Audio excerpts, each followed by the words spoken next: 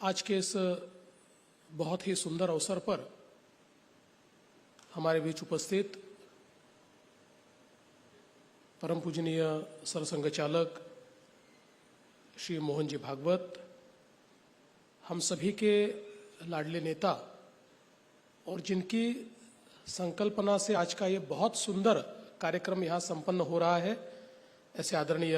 नितिन गडकरी जी, जिन्होंने स्वर गंगा को हम तक पहुंचाया, ऐसे शंकर महादेवन जी,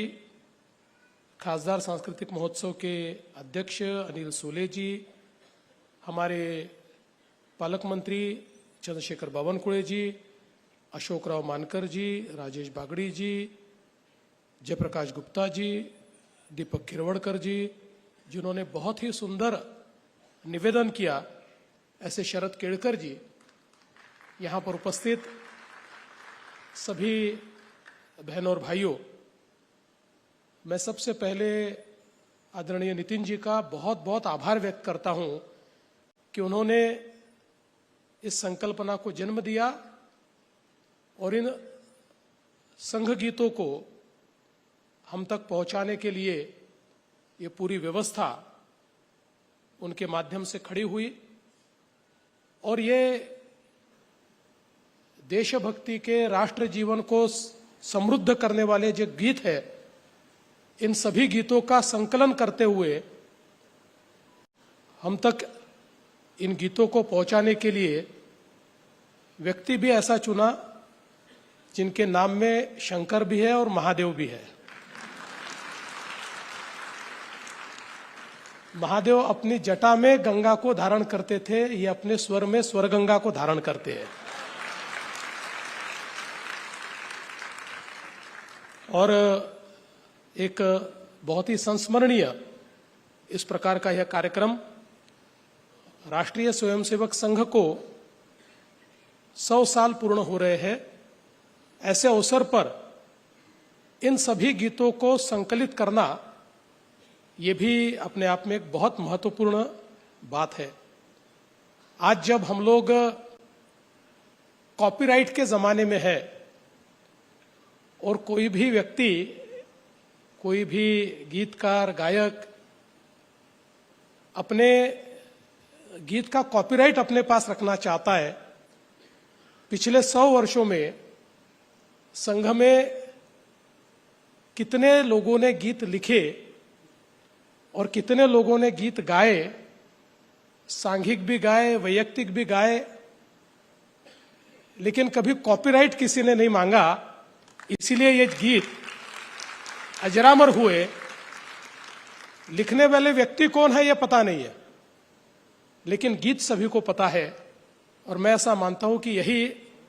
जो संघ भावना है उसको हमारे सामने लाने वाली बात इस बात से हमारे सामने आती है। और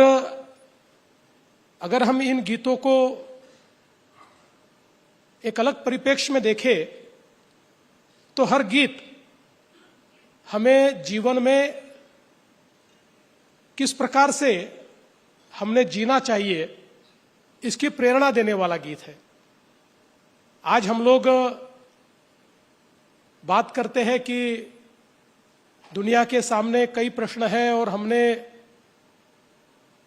प्रकृति को संभालना चाहिए, दुनिया का विचार करना चाहिए, प्रगति है या विनाश है, ऐसे कई चीजों के ऊपर चर्चा होती है। लेकिन मुझे ऐसा लगता है कि निर्माणों के पावन युग में हम चरित्र निर्माण न भूले, स्वार्थ साधना की आंधी में वसुधा का कल्याण न भूले। ये गीत कल भी सच था और आज से 100 साल बाद, 1000 साल बाद भी सच होगा। इस प्रकार का ये गीत मुझे ऐसा लगता है कि जीवन में एक अलग मंत्र देकर जाता है। हम करे राष्ट्र आराधन जैसा गीत, जो मैं ऐसा मानता हूं कि इस गीत को सुनने के बाद एक रोमांच खड़ा होता है। और संघ में तो ये गीत सभी लोग गाते ही हैं, लेकिन मुझे ऐसा लगता है कि जिस समय चाणक्य सीरियल में यह गीत आया और उसको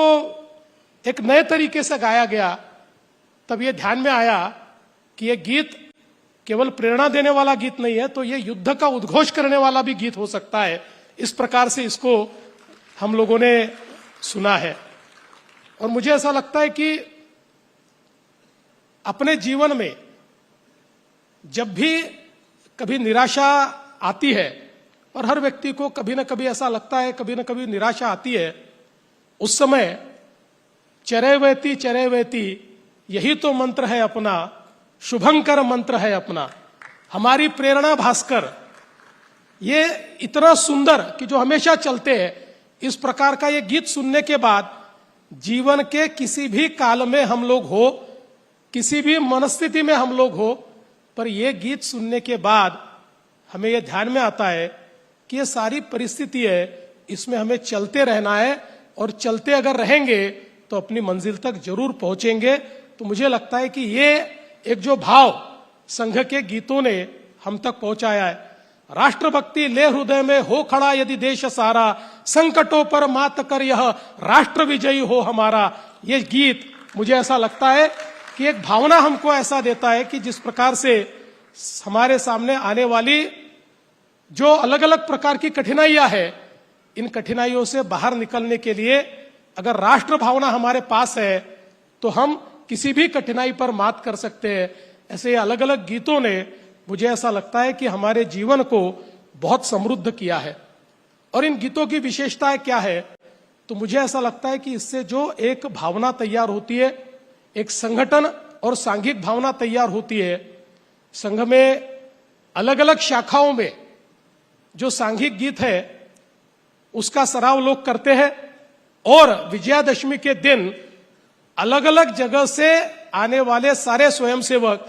एक ही सुर में एक ही गीत जब गाते हैं तो उसमें इतना भी स्वर इधर उधर नहीं होता, इतनी भी लाइन उधर उधर नहीं होती। तो जो संघ भावना